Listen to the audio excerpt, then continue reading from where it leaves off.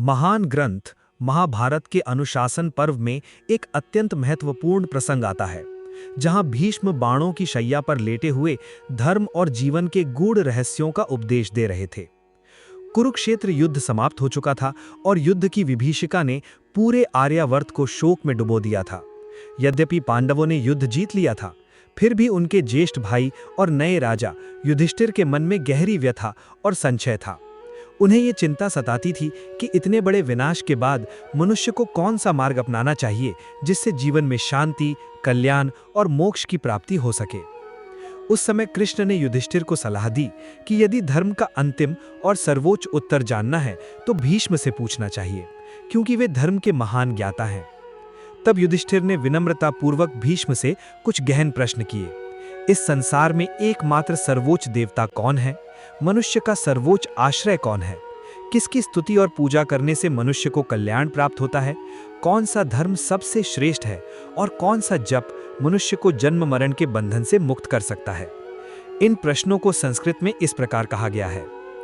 किमेकम दैवतम लोके किम वाप्येकम परायणम स्तुवन्तः कम कमर्चन्तः प्राप्नुयुर्मानवः शुभम को धर्मः सर्वधर्माणां भवतः परमो मतः किम जपन मुच्यते जंतुः जन्म संसार बंधनात्। इन प्रश्नों के उत्तर में भीष्म ने बताया कि इस संपूर्ण सृष्टि के स्वामी, देवताओं के भी देव, अनंत और पुरुषोत्तम भगवान विष्णु ही परम आश्रय हैं। उन्होंने कहा कि मनुष्य यदि भगवान विष्णु के 1000 नामों का श्रद्धा और भक्ति के साथ स्मरण करे तो वो जीवन के सभी दुखों से मुक्त होकर परम कल्याण प्राप्त कर सकता है।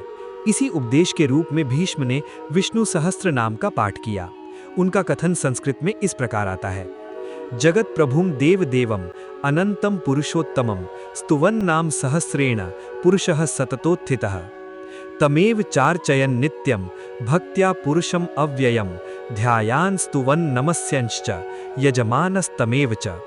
भीष्म ने आगे कहा कि सभी धर्मों में भगवान के नामों का स्मरण करना ही सर्वोच्च धर्म है, क्योंकि ये साधना सरल भी है और सभी मनुष्यों के लिए संभव भी।